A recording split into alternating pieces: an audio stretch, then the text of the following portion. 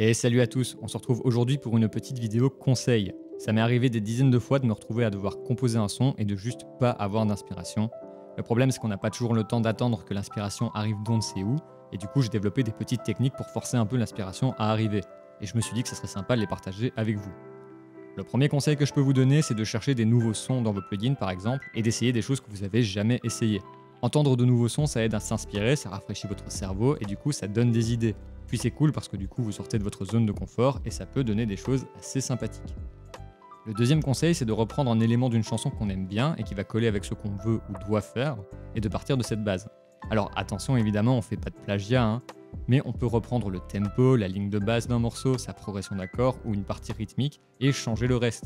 Ça nous donne une base sur quoi travailler et du coup on a aussi une ligne directrice et tout à coup, ça va beaucoup mieux. Le conseil suivant, c'est de prendre son instrument et de jouer avec jusqu'à ce que ça vienne.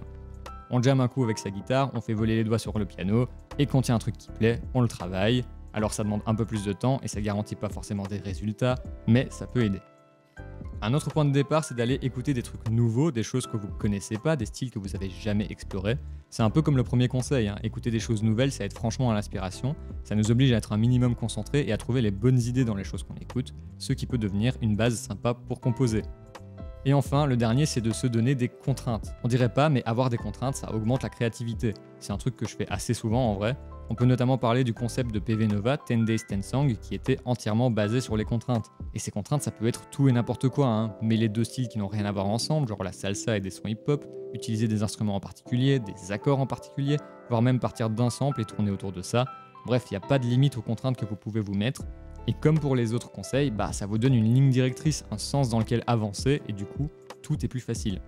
Et c'est déjà pas mal pour se lancer, donc je vais m'arrêter là. Si vous avez d'autres façons de faire, n'hésitez pas à nous dire ça en commentaire, ça aidera certainement plein de gens.